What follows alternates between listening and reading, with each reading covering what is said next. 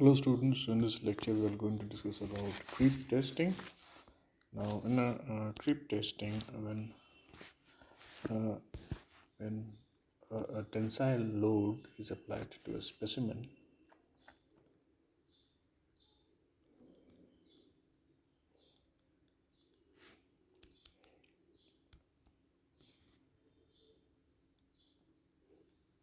tensile load is applied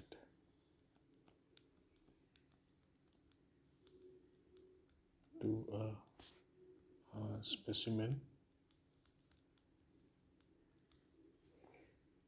and the elongation of a portion of the gauge length is measured as a function of time, and elongation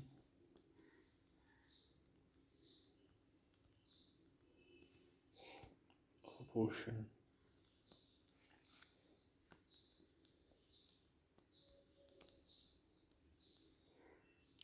of the gauge length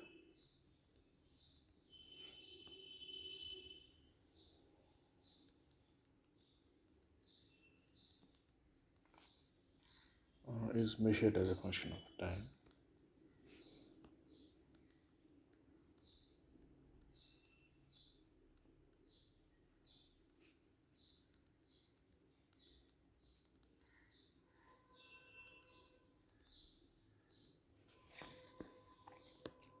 And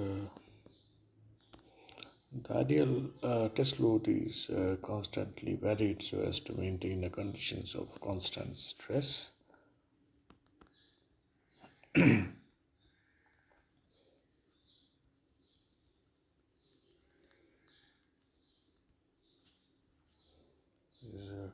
constantly varied.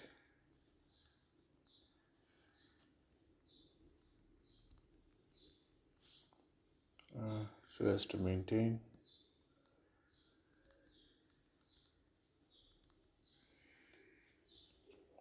the condition of constant stress.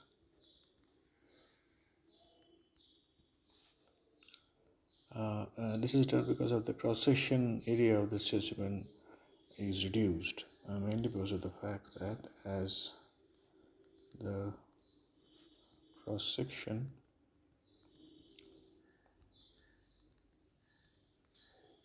of the specimen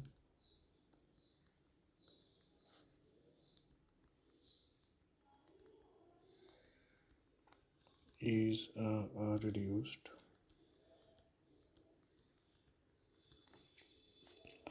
that means that if you have usually have a dog bone shaped specimen like this used in tensile stress, and this is supposed to be the gauge length,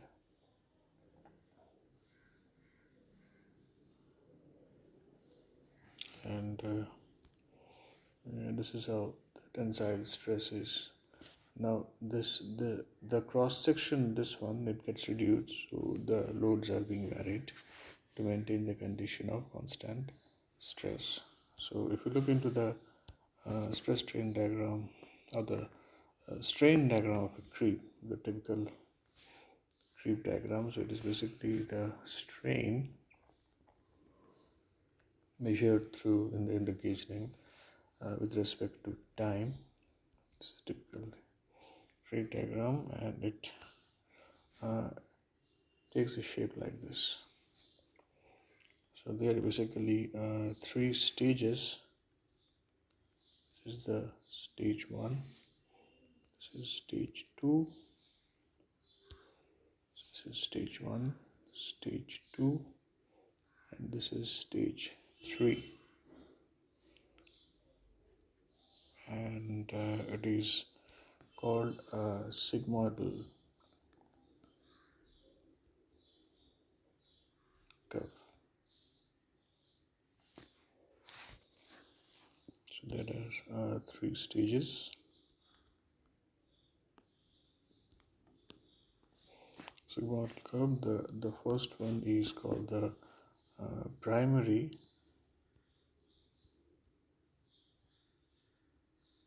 or transient creep.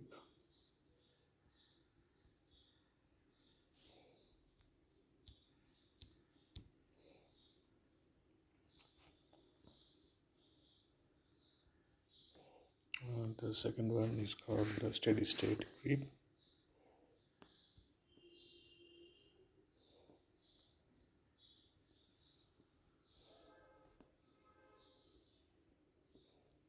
And last one is called the tertiary creep.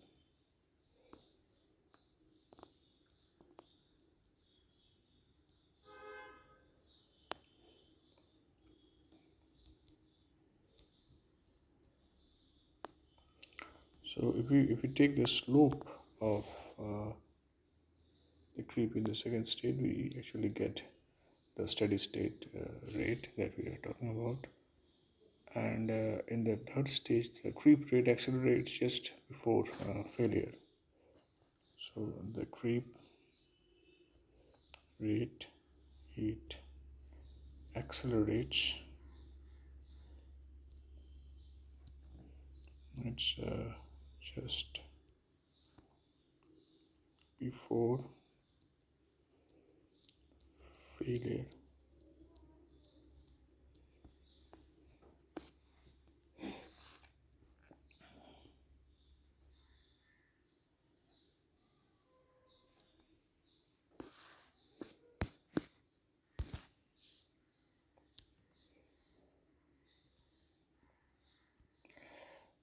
बाबा, सबसे अच्छा और कम झिकझिक में personal loan कहाँ मिलेगा? बेटा, तुम्हारा civil score अगर 7 Now, from microstructure standpoint, the tertiary creep often associated with accumulation of damage.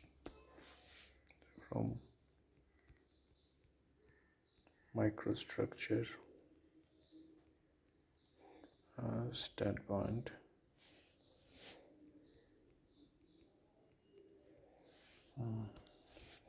tertiary creep is associated with accumulation of damage.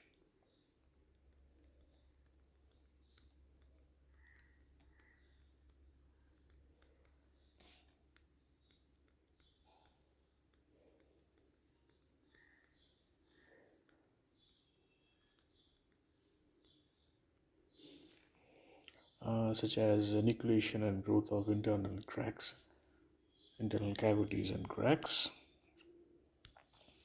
By damage, we mean nucleation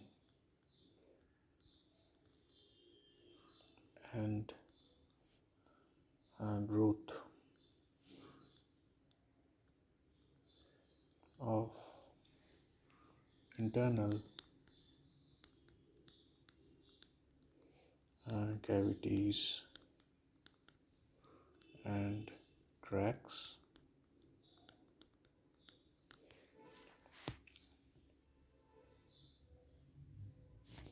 Now, if we look to the steady state creep, that is the stage 2.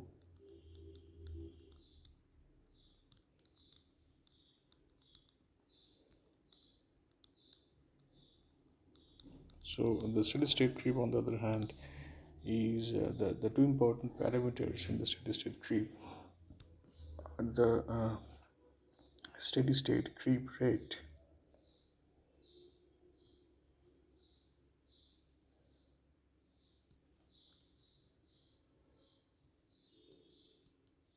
given as epsilon ss dot and time of rupture.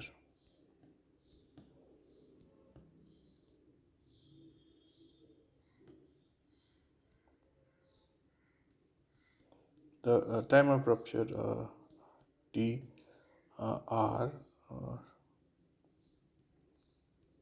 is actually associated with the stage 3, not stage 2.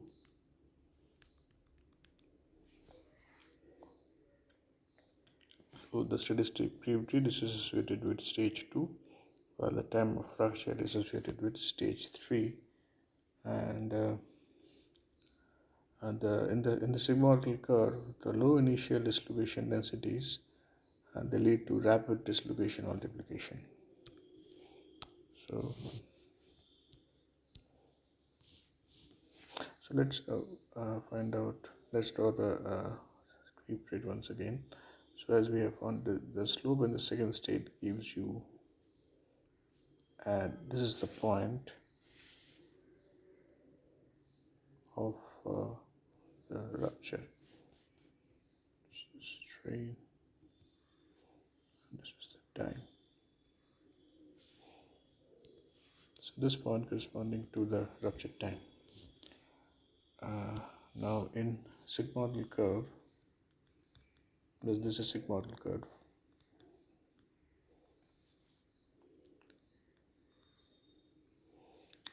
The low initial distribution densities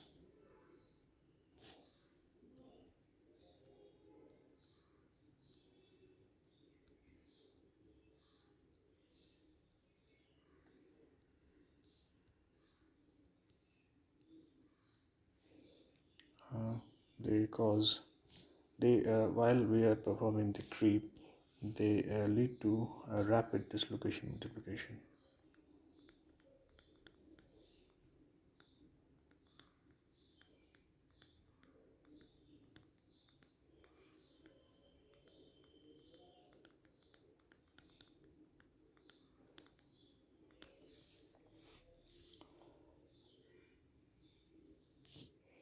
So this is what happens.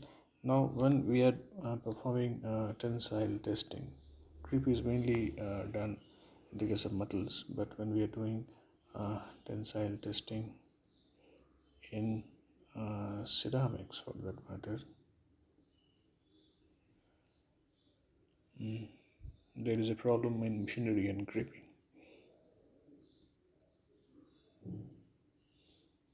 because these are very brittle material. Machining and gripping. The problems in compression tensing is caused by friction between the compression rams and the specimen. Compressive testing, on the other hand, compressive testing means when we are, instead of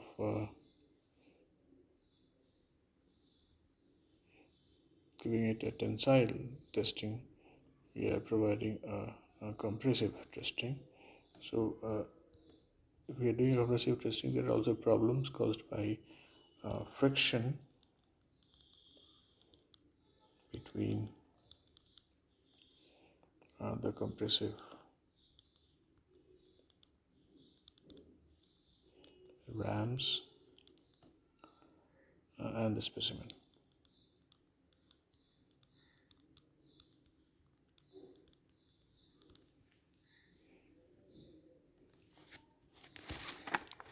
Now, the friction can never be avoided entirely.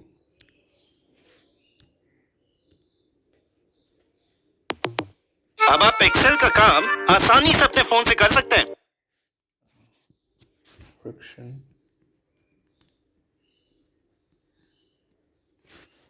it can never be avoided entirely.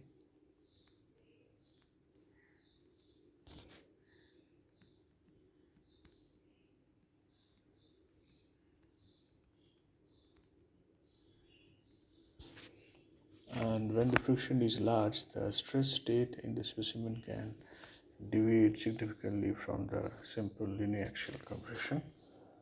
And when the friction is large, in that case the stress state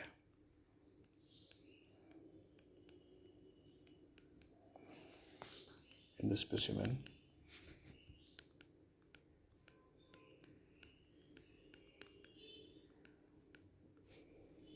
can deviate significantly from the simple uniaxial compression.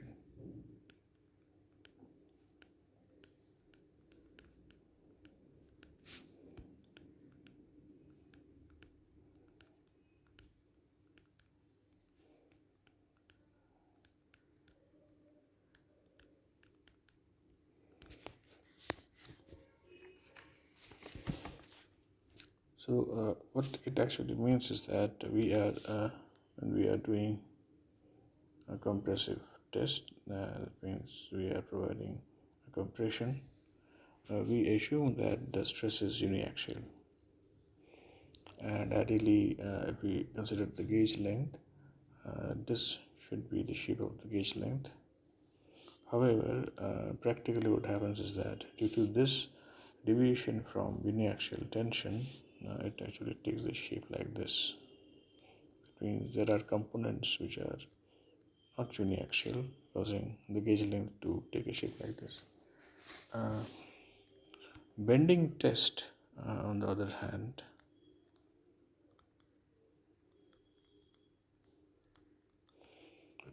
where a load point displacement is plotted as a function of time.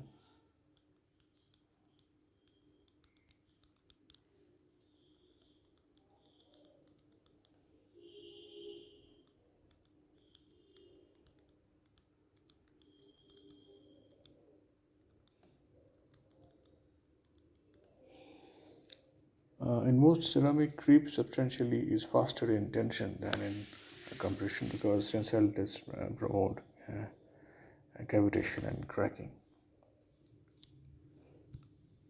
So, in ceramics, it's been observed that in most ceramics, the creep is faster in tension. They've been performing tensile stress, then it than in compression. The reason behind this because the tensile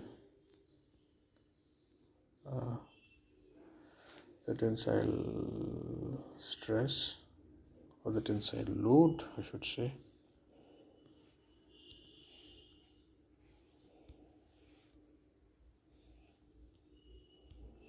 the tensile load, it leads to a faster cavitation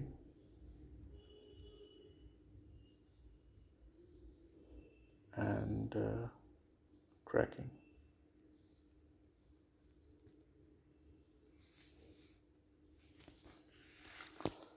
Now, if you look into the mechanism of creep,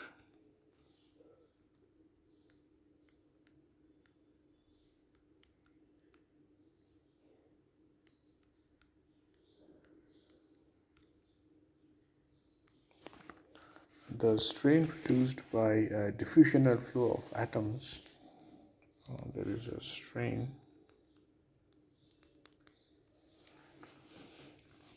produced by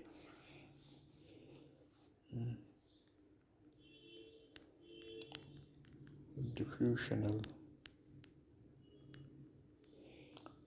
flow of atoms through or around the grains of the polycrystalline material, through or around the grains of the polycrystalline material.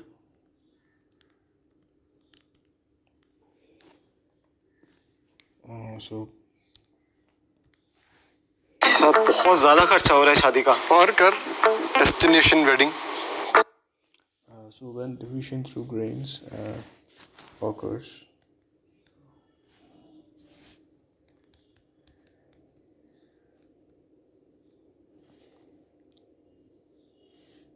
diffusion through grains occur,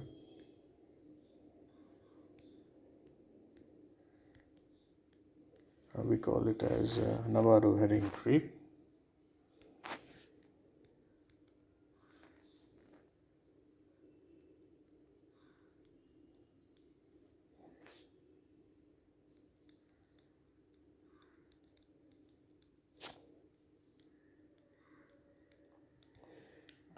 when the diffusion occurs via grain boundary,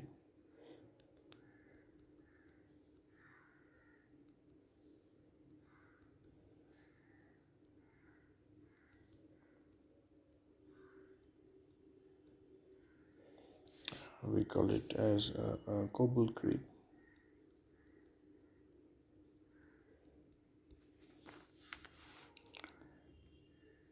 Now, which of these two mechanisms will dominate will depend upon the relative ratios of grain boundary and lattice diffusion.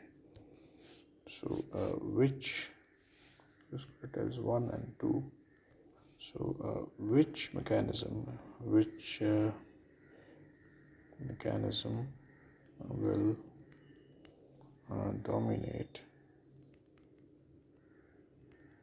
That will depends on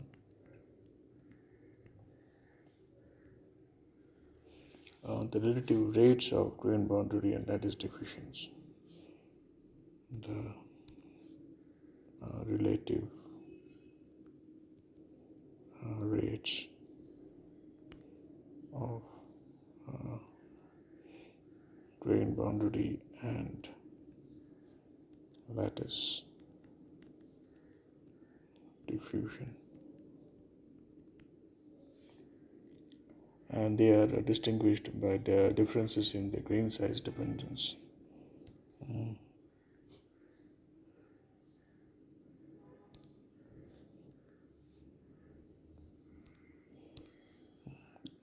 Distinguished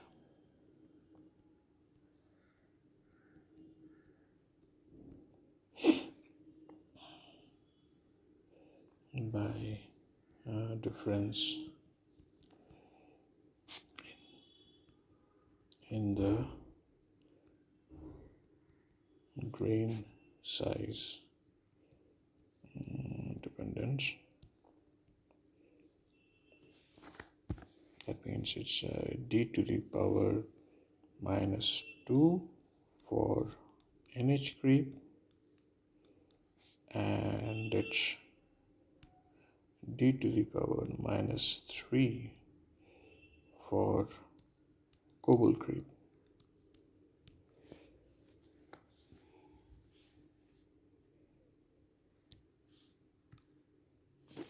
Now, diffusional creep is inherently coupled to the process of grain boundary sliding.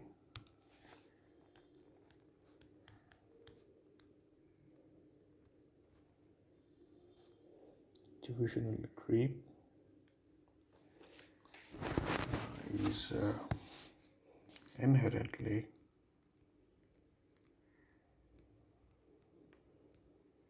coupled to the process of grain boundary sliding.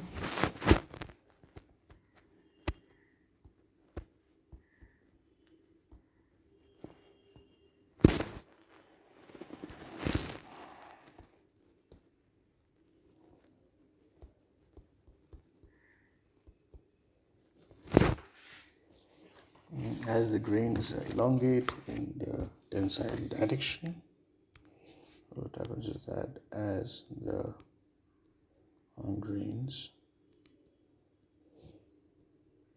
elongate in the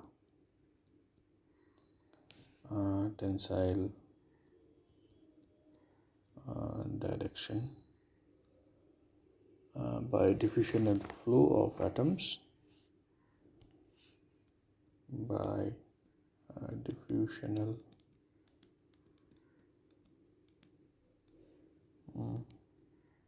flow of atoms, adjacent grains must slide over one another. So when this happens, the adjacent grains must slide over one another.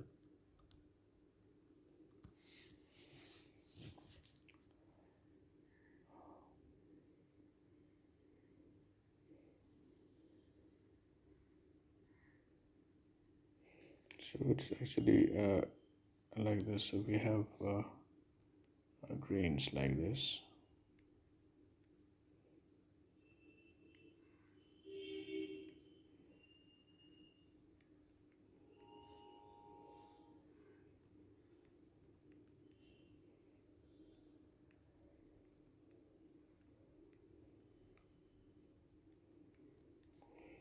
And suppose you are having a divisional flow of atoms. We have applied tensile stress. There is a divisional flow of atoms taking place here.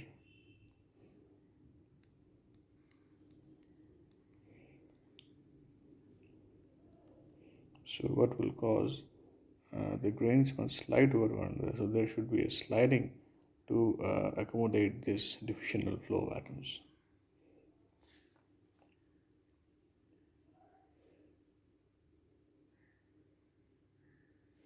So what we can say is that the creep strain produced by grain boundary sliding is accommodated by diffusion.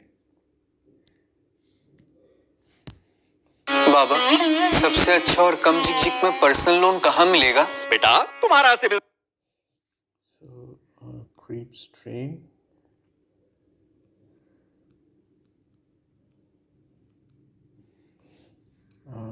produced by grain boundary sliding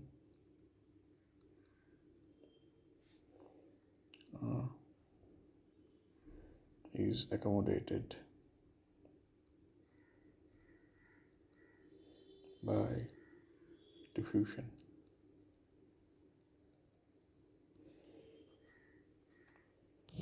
So as we know that the dislocation moves through the lattice by a process called dislocation glide. Okay, so apart from dislocation glide, there is another important aspect of dislocation that is called dislocation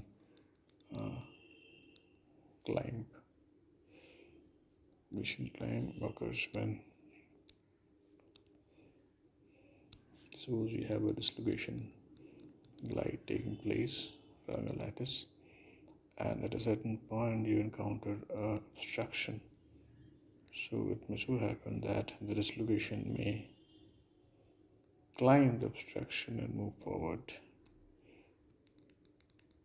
It's called dislocation climb. And the creep strain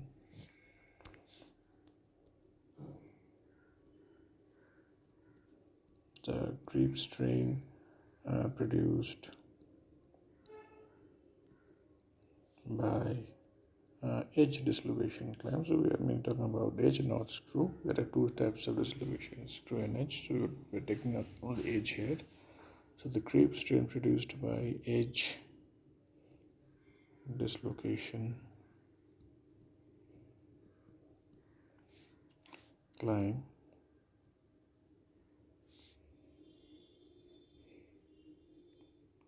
and strain produced by glide of screw dislocation, the rate limited by climb of jog of edge dislocations, and strains are also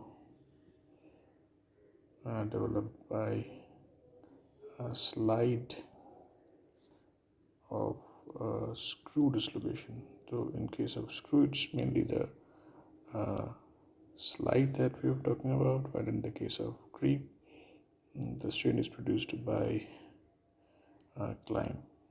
This interesting thing, and the rate is limited by climb of jogs of edge dislocation. As the rate is limited by climb of jogs of edge dislocation.